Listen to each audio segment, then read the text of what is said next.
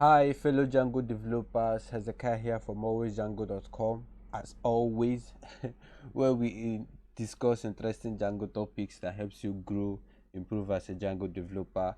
If that sounds interesting, like, comment, subscribe, share with anyone that can find this video interesting, right? So today we are going to discuss 10 tips to improve the performance of a Django application. We have an article here on alwaysdjango.com. I'll leave a link to this article on the description so that maybe you can check it out later on. So we are just going to reference it, right? So 10 tips to improve the performance of a Django application. The tips to improve the performance of a Django application. When working on a Django project, we want to do anything possible to make sure the performance of our code is effective as possible. The, these are these are simple tips we can use to achieve this. These tips will not only improve the application performance but probably to speed up the development process. So these are 10 tips to improve the performance of a Django application. They have: number one, always start with the model. Number two, use shortcut methods in your model class. Number three, use reverse method instead of hard-coded URL patterns. Number four, use URL template syntax on your template. Number five, select only what you need from the database. Number six, keep your users informed. Number seven, use Python shell. Number eight, write tests. Number nine, use multiple settings.py file. Number 10, let the front end do its work. Right, so we are going to go over these topics one after the other. We have number one, always start with the model. Django model classes are classes that declare database structures as Python classes. For dynamic websites, the structure of our database plays a very important role on how the application will function and even the UI of our websites. So when you start with the model classes, we prevent the retarded process of coming back to change different part of our project when a change needs to be implemented. Like, I don't know how many times I've actually like worked on a project, right? I don't know how many times I've actually worked on a project, and maybe I don't start from the model, and maybe I create a form, then I add this field, maybe a user registration form. I add the username field, I add the email field, then I think I'm done with the UI at that point. Then I come back and realize, wow, I think I need maybe a phone number field. I think I need maybe an upload profile image field or something like that. But when we start with our model, right, you already know that in the model, you already know you have the username, you have the email, you already know, you spend time as in determine how your design your model, your database structure and everything, and design your model, code your model, you know how your model looks, and that goes far to help you like save time for you and help you get your code. Like we mentioned before, we said these tips will not only improve the performance of your application but will also save you time, speed you up during the development process, right? I have number two, we say but to use shortcut methods in the model classes. Shortcut method in our model save you lots of time. When you use these shortcut methods, it helps you do some repetitive tasks that involve interacting with the models. An example of a model shortcut method is the get absolute URL method, which is used to return a model instance detail URL. Get absolute URL is specifically used, most importantly, used with the Django generic view, and we have an article here on alwaysdjango.com on Django generic view. Maybe I'll still add the link to this article here on the description. We discuss the form view, template view, list view, create view, update view, delete view, detail view, then get absolute URL.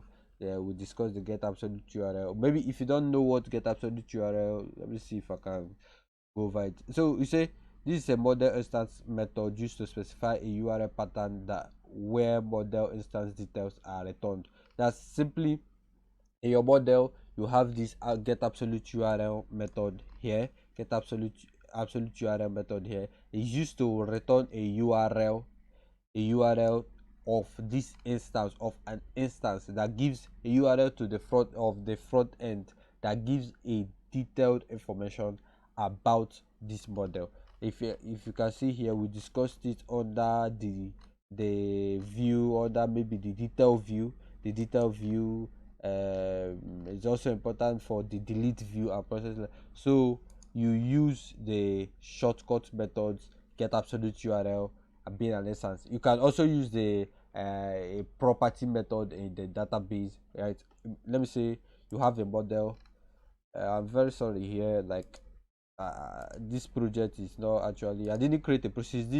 This tutorial was meant to be maybe just a tips tutorial. I didn't like think it wise to have a project created for it. So but maybe you can have a method, a property method, maybe get username, get username, then you have self, let's say get name, have self, then you return the self dot user name. Since this is a model, a user model class, so you just create shortcut methods on your model, right? Then maybe on your templates you can simply call this method, like how what I did here. It said request the user dot get username, right? using using this property method here to return. You can maybe have other logics here, maybe if statements or something like that, to return a simple maybe string or whatever you have to the URL, to the template, right? Or maybe use it on your views, whatever you like. So use shortcut methods in your model class. Number 3, use reverse method instead of hard-coded methods. Reverse method is, this tip is also specifically recommended by the Django docs. That's the Django documentation recommends this tip. Use Django reverse method.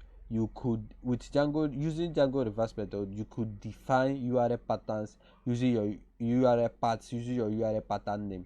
By doing so, when there is any change in the URL pattern definition of your application, the application still does not break.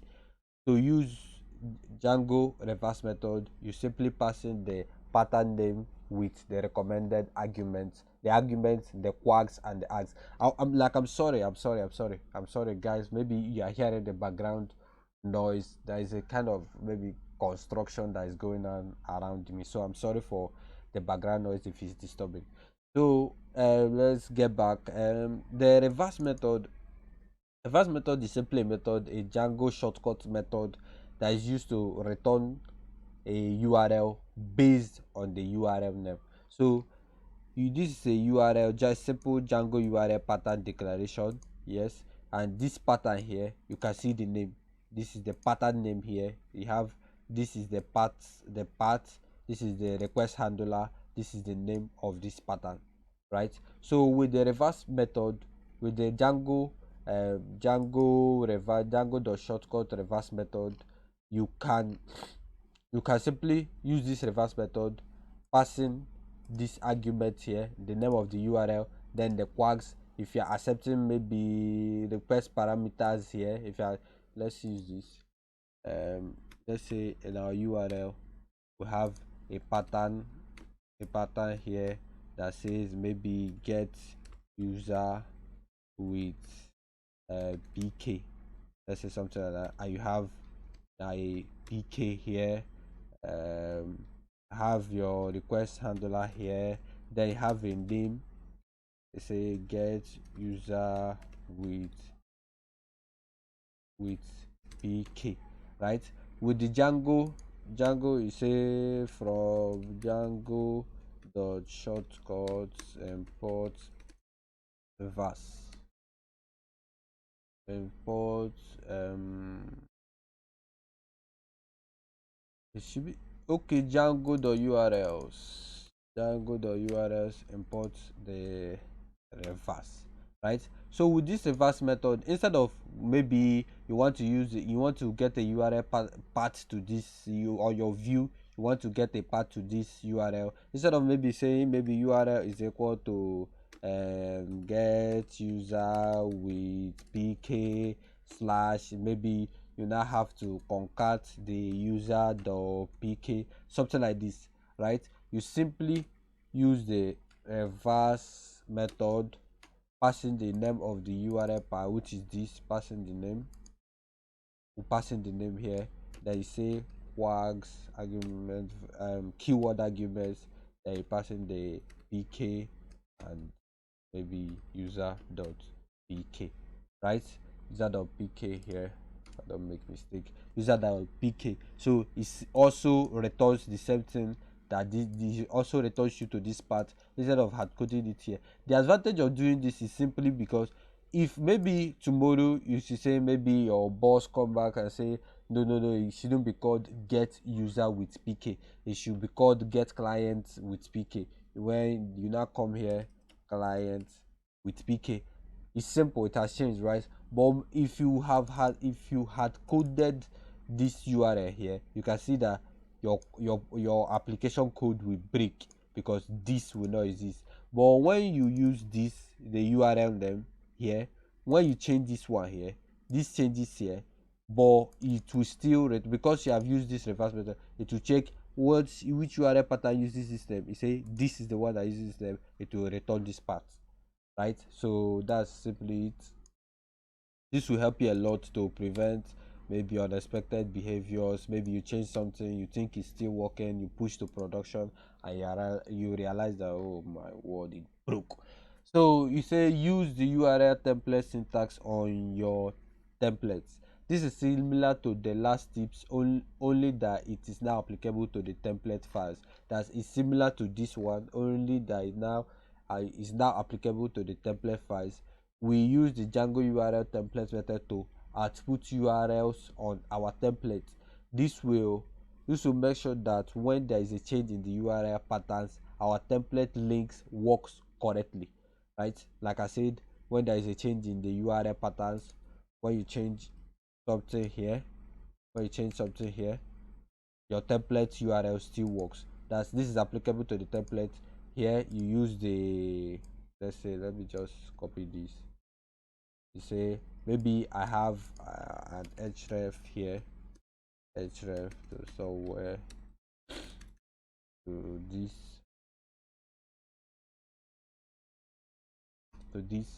right? Instead of coming here and saying maybe get user with pk slash, let's say you get the logged in user, you say request the user the pk, maybe you now come out again to say this and this and this, right? It is better, it is more recommended, it will help to improve the Django the performance of your Django application by simply doing this.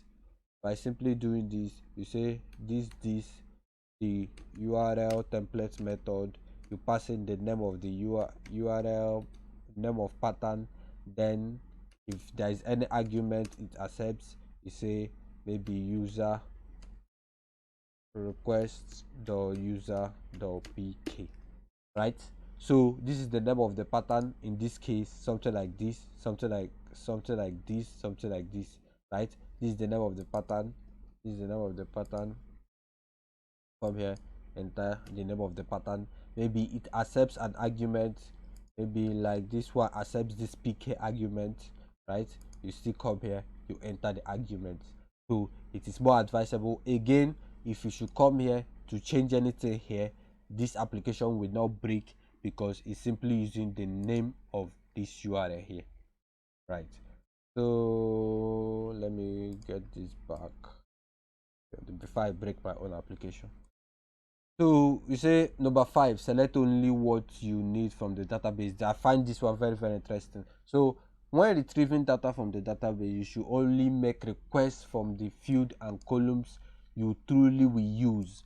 For small applications, this might not really make much difference, but when our application starts growing with more database tables, fields, this comes in handy. To achieve this, you use the the values method of the model object class. Trust me, this is a big performance boosting tips, right? For the performance of your application in the database, again, you might have lots of field: username, email, who is the user, last logged in, when logged in, country code, phone number code, lots of field, right? Maybe you now have a foreign field, you now, and that foreign field now have 30 fields. I'm just saying 30 fields. In the model itself you have 40, and inside the, like, lots of fields, right? Maybe here it will not be significant. Here you have maybe 1 2 3 4 5, maybe highest of 9 here now. So if you are getting all, it's not really a problem. But when your database starts growing, it's very necessary that you only select things from the database that you use. If you only need the username, select only the username. You only need the phone number field, select only the phone number field. You only need the is admin field, select only the admin field. You only need the is phone number activated. You need the phone number and email. You need there's no need getting all the fields. I will say here, to do this you need the values method of the model object class. This is how to do it. The model name, the dot objects, dot values. You enter the values you need. So here, maybe this user model, to use this you might say something like user dot objects dot values. In this value, let me say I need the email field, I say email, right? Let me say I need the phone number field, I say phone number, right? Phone number, right? I only use things I need. Maybe if I want to then access it, I say maybe user is equal to this, and I say user, I get the email, right? It's better to do that than maybe doing dot get or dot filter or dot get, where maybe id is equal to 2, or maybe you say dot or right? This is better to use the dot value to select only things you need from the database. So this is only, and when making requests to the database, you are using bandwidth, you are also going to waste time. Your view is going to take time to go to the database, query these assets, query these fields, query these results, come back to the database and get all of that. So if there are lots of fields, you have to take the name, you have to get the name, phone number, email, phone, country code, phone number code. This. You have to get. It's a lot of time you're taking, right? And it's a lot of resources. But if you say database query, please get me just the phone number and the email, it goes there, gets the phone number and the email. You use the phone number and the email. But if you say database get me everything, to go, okay, I'll get the email, get this, get it uses a lot of resources, when you could obviously reduce that. Improving the performance of your application. Keep your users informed. This is important, right? Ever filled out a form on a website, submitted, and couldn't get a response to know if the process was successful or not? It's very disappointing, right? For applications, we do not want this. It's very important to give users feedback on the request. Luckily, Django has a built-in model perfect for this process, the Django.contrib.messages model. So they are flash messages that are created only for one request and get destroyed after that.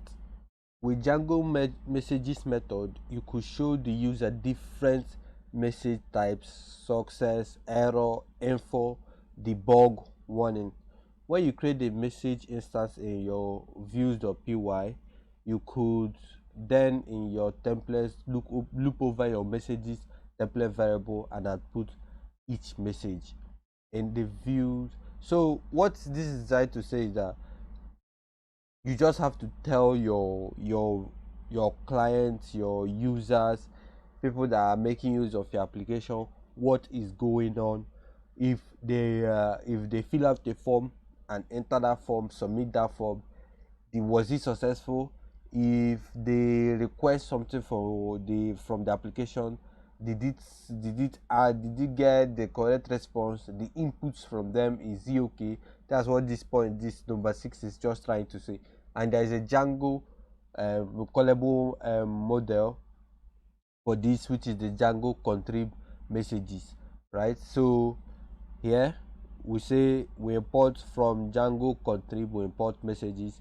So you write your logic, maybe after logging in logic, after accepting the post request data, everything, processing, checking if the email already exists in the database, doing this, you now say maybe everything was successful. You now say messages from here, from the Django contrib messages doc success.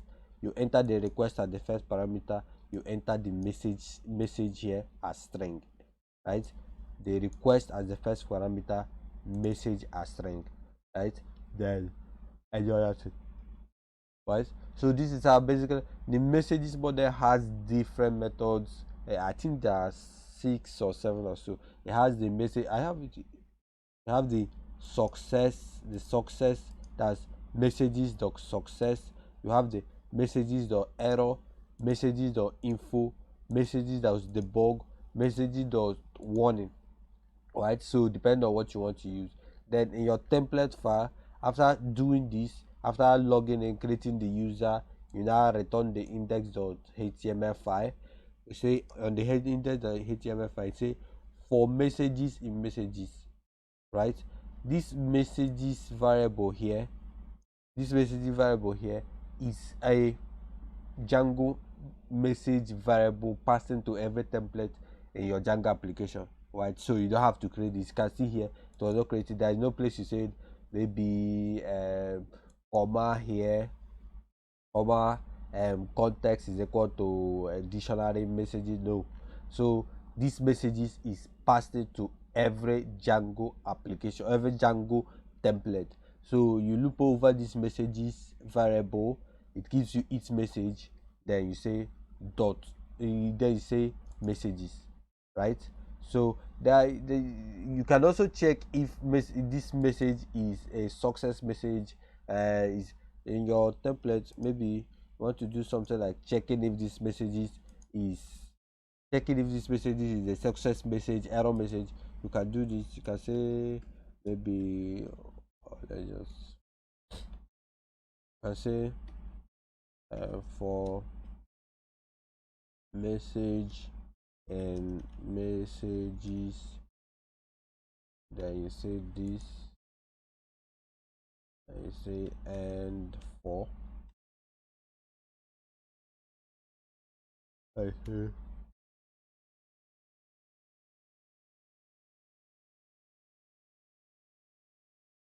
If message dot tags is equal to success success,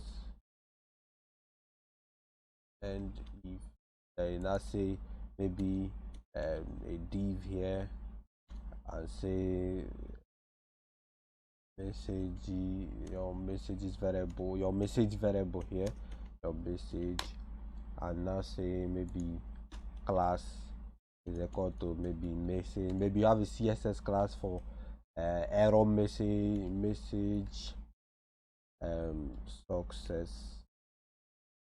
success, right? Or you can also write an else. So this tags message dot tags is used to check if it's an error message, if is error message, if it's a success message, if it's an info message, if it's a warning message. So you can have warning here, you can have info, you can have debug. So depending on the message type that you want, right? Depending on the type here that you want, right? So number seven have the Python shell. Even though this tip might not directly affect the project performance, it helps you in different ways. First, it makes it very easy for you to interact with your database models. By so you could add, delete, and modify database instances. Also, with Django Python shell, you could get familiar with Django imports and packages. This specifically helps new developers improve. To start the Django shell, you could use the below command. You say Django manage.py shell. So the Django shell is just a command line interface where you can uh, like like use the commands or interact with your application from the command line, right? This is what I'm trying to say. On your command line, let me make this bigger. On your terminal,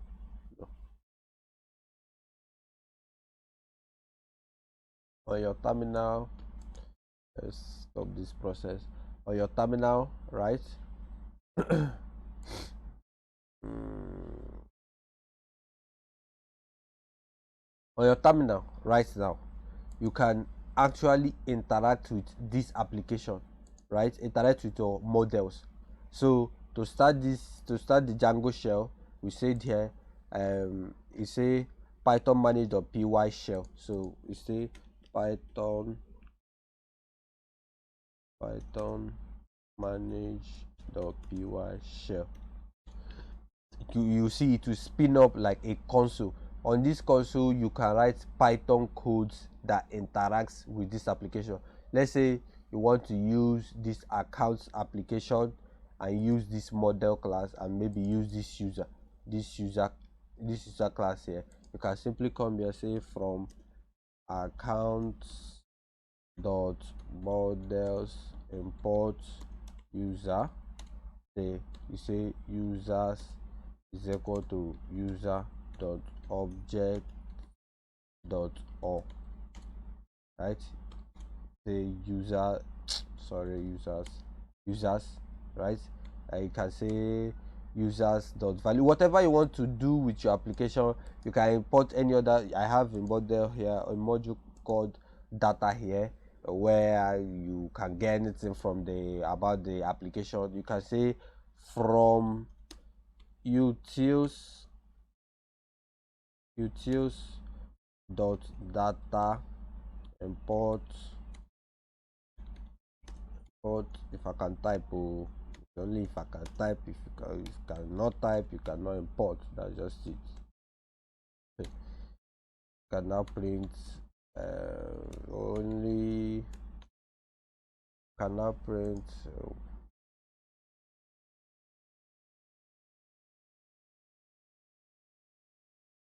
cannot print your front end URL here. So this is just interacting with your application.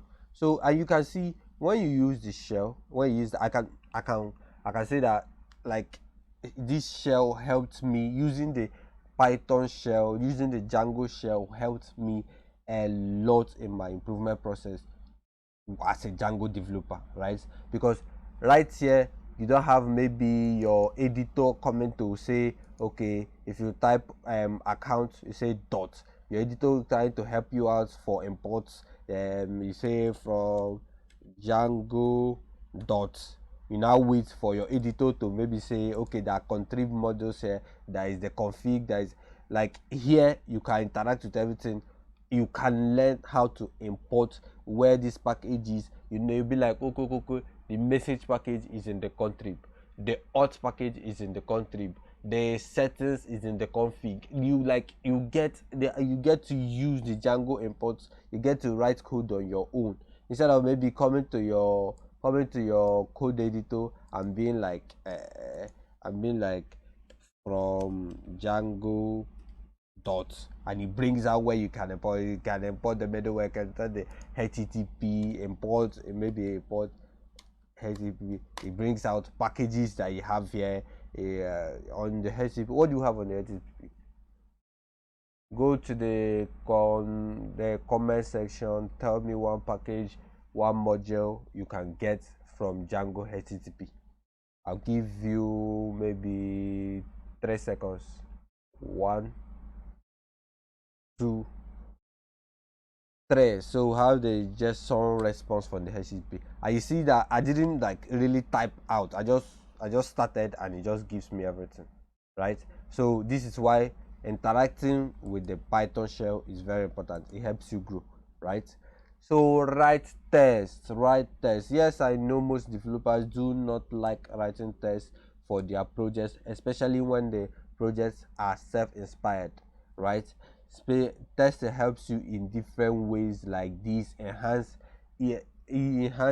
easy code refactoring, increases speed of your project deployment, assures and ensures quality code, etc. You can check out the following tutorials to learn more about testing. Guys, I cannot stress this a lot. I cannot stress this much. I cannot stress this enough. I cannot overemphasize on this. Write test, guys, is really important. You get, if you don't know how to write test, I'll leave links. We have like 3 articles here on alwaysdjango.com where we explain how to write test, and I'll do maybe a series very soon on YouTube here where I explain automated testing in Django. Just write test. Testing is very important, whether Django, anywhere you're, anything you're working on, Django, Flutter, anything you're working on, just write test. This is very important. It enhances, like it checks where it saves you time. Maybe in the beginning, I've heard someone be like, I'm a developer, like I work with code. What's the use of maybe writing code to test another code? Like, what's the reasonability that, like, I'll be like, man, you are like, you have not. Testing is very important. It's very important. I cannot overemphasize on it. So I'll leave the links to these articles here, these 3 articles: Django functional testing with Selenium, automated testing in Django, testing Django application with Postman client, obviously, which is this software here, Postman client. Very interesting. Go check it out.